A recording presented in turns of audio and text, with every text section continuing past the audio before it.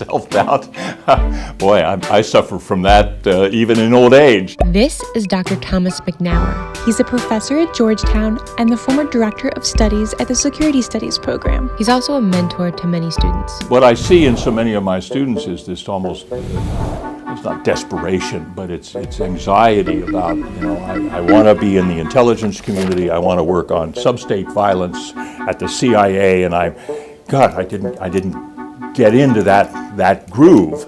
Woe is me. Well, there's plenty of other things to do out there. Relax a little bit.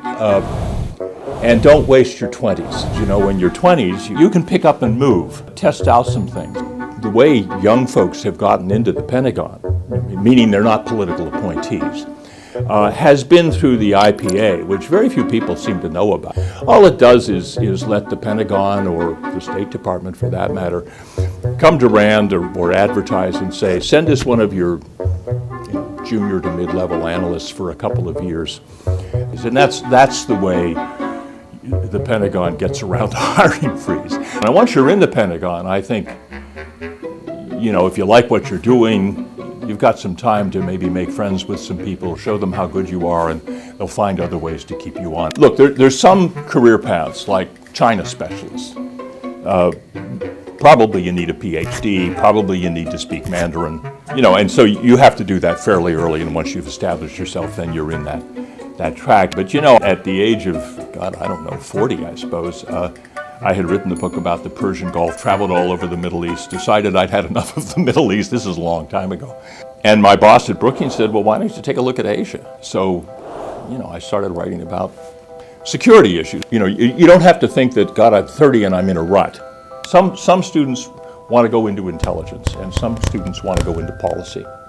And those are fundamentally different in the sense that if you're in intelligence, you're abdicating any role in a real decision. You may influence the decision, you may inform it, but you're not a decision maker. And if you're at the CIA, for example, you assiduously avoid trying to preempt decisions.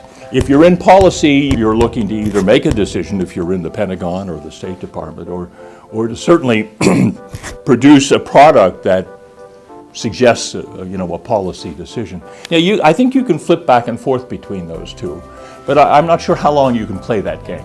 I've often thought that if you can get a job as a staffer, personal staff, or even better, committee staff, just for a year or two on the Hill to understand kind of the logic that these folks face, which isn't the logic of the executive branch. That's absolutely invaluable. I always think that's almost like a second master's degree in security studies. A lot of students want to get out there and influence policy, and I tell them that even the Secretary of Defense only gets to do 2 or 3 things, because this government was designed not to do a whole lot by the founding fathers. Let me talk about failure, because we all have failure.